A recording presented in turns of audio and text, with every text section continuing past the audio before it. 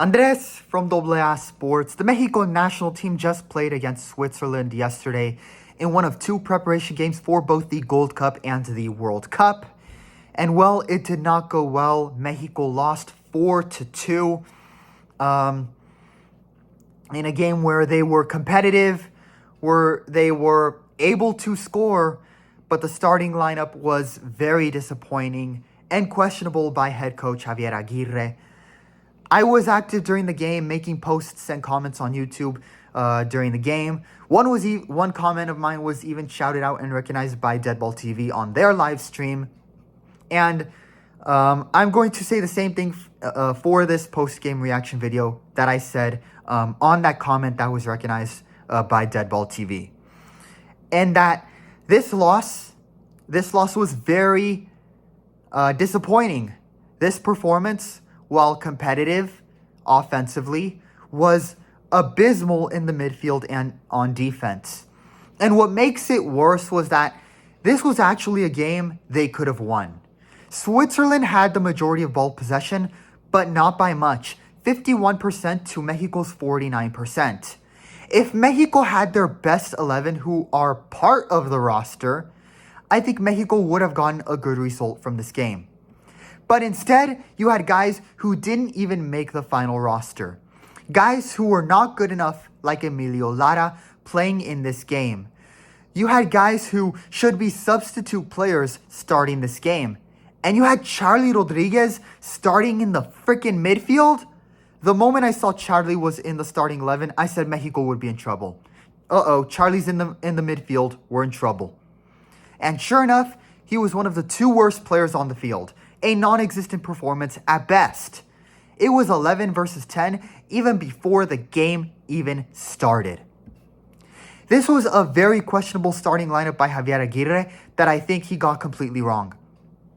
And in a game against a competitive European team that was supposed to help this team prepare for 2026, not the Gold Cup, the World Cup, that Mexico is about to co-host, Mexico's best possible starting 11 should have been on the field at kickoff. But they weren't. They were not. Most of the players who were on the final roster and our starters came in as substitutes. And given how Mexico played better with them once they were on the field scoring 2 goals, it shows they should have been starting this game. This game, which was supposed to develop the A-team and help prepare them for 2026. This was an opportunity wasted to develop the true starting 11, and Mexico lost this game because of it. Final score, 4-2, with Switzerland winning over Mexico in Salt Lake City. Here are Mexico's grades for this performance. Goalkeeper, D. Raul Rangel, to my surprise, was the starter for this game instead of Malagon.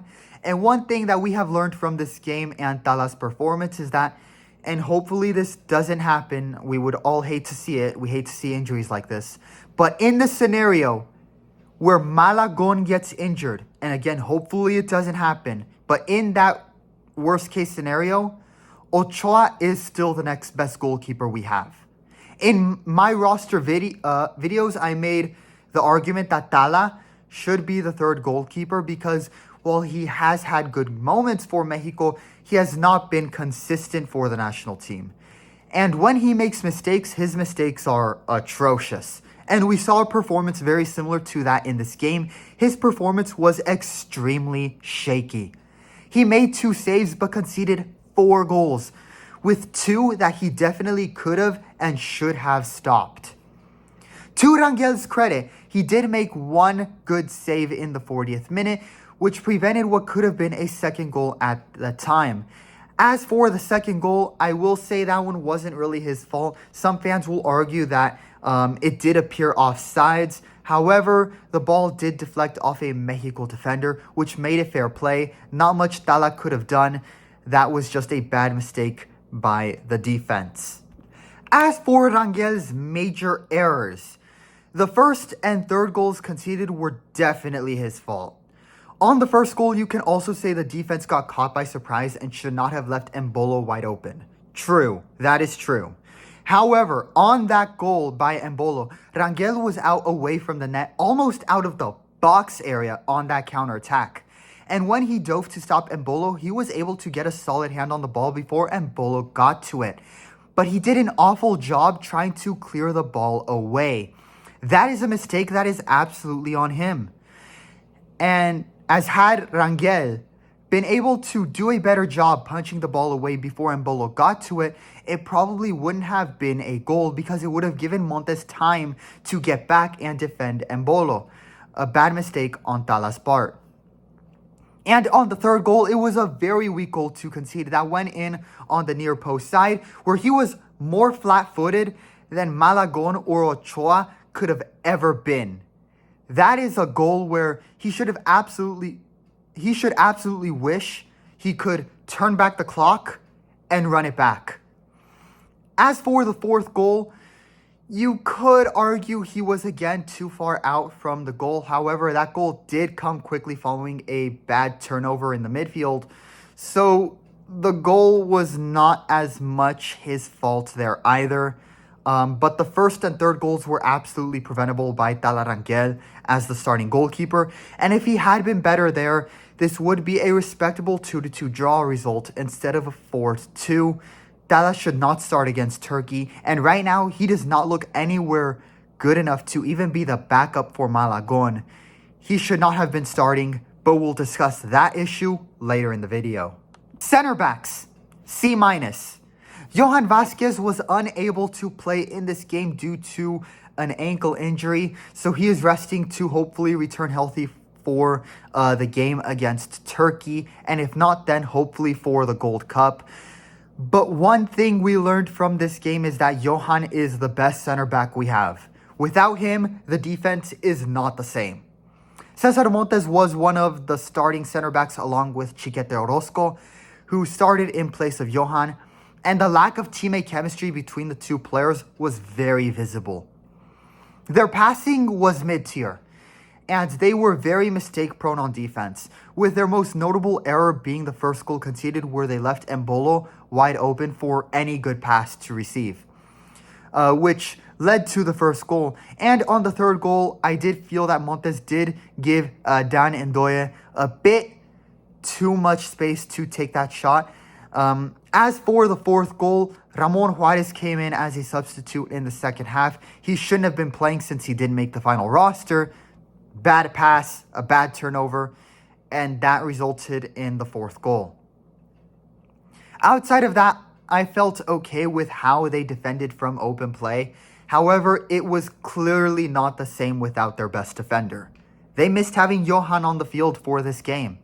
Granted, this is only Chiquete's fourth game and just his second game for Mexico as a starter, but still not ideal from him. And it didn't help for either center back that they were working with wing backs who were a tale of two extremes in the game. Which leads into the next grade category. Fullbacks, C. I'm giving them a C grade because one was actually pretty good for it being his national team debut, while the other was one of the worst players on the field. Mateo Chavez was the starting left back and played very well in his national team debut on both sides of the ball, offense and defense. He had 3 tackles won and 15 accurate passes and was doing a good job pushing up and creating from the left side and left corner. He looked and played like a starter, and I think Aguirre was correct in the decision to keep him on the field the full game. I can see why AZ Alkmaar in the Eredivisie, I can see why they signed him. Emilio Lara, on the other hand, was one of the worst players on the field. He was a turnover machine with the ball, and his defending was painful to watch. Not only should he have not started this game over Araujo or Jorge Sanchez because he was cut from the final roster, he should not have even been playing this game. If you're not good enough to make the final roster for the Gold Cup, you shouldn't even be in the locker room for these serious World Cup preparation games. Araujo, Israel Reyes, Jorge Sanchez, they should be starting on the right side against Turkey. One of them should be, not Emilio Lara. If not, that will be another big mistake. Midfielders, F. The midfield has been a problem for Mexico, and it once again was. It started when Charlie Rodriguez was included in the starting 11. Charlie had 0 goals, 0 assists, not even 1 quality pass, and he got completely outplayed offensively or defensively. He did not push up with the ball, and he hardly put pressure defensively. I have never seen a tronco like him be allowed to fail and play like shit time and time again as much as him. Charlie should not have been starting, nor should he even be on the final roster.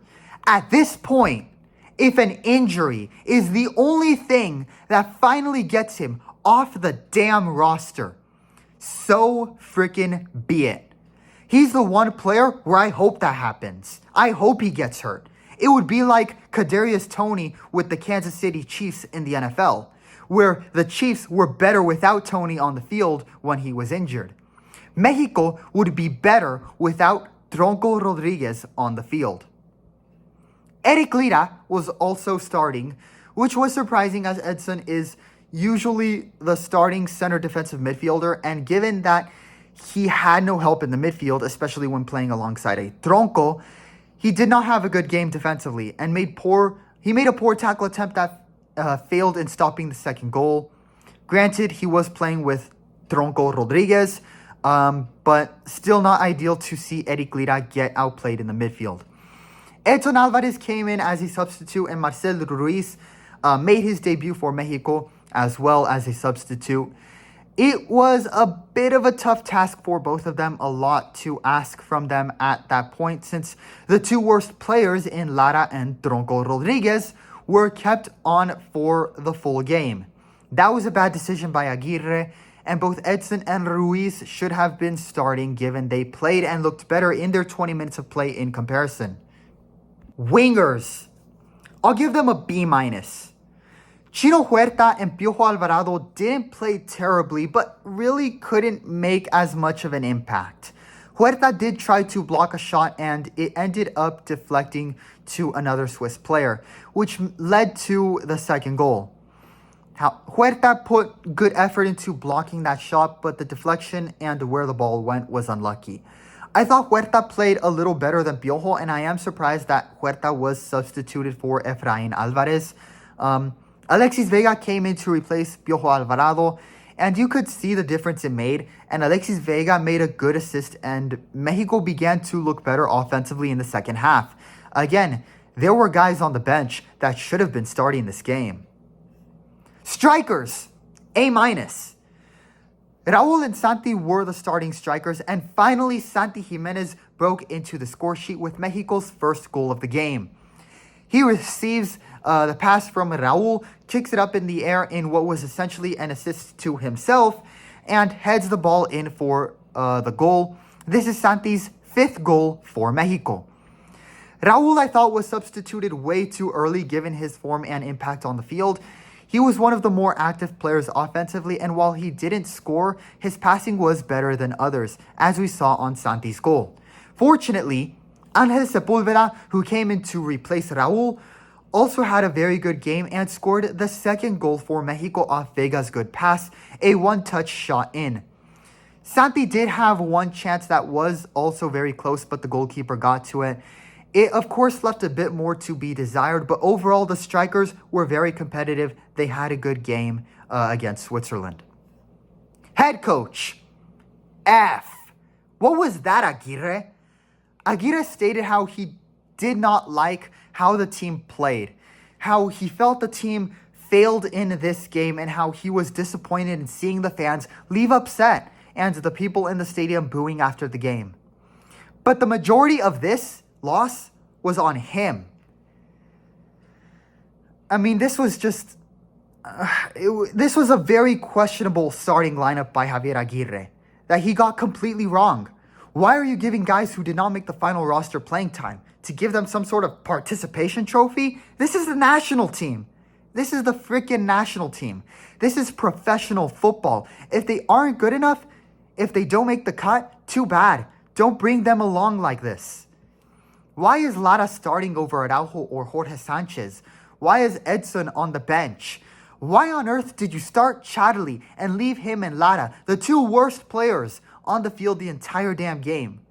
Where was Malagon or Ochoa? Talarangel clearly isn't ready.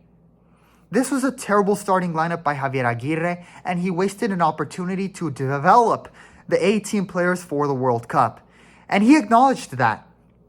He even took responsibility for it after the game, saying, "Yo soy el principal responsable porque yo elegí y decidí los jugadores en el once titular."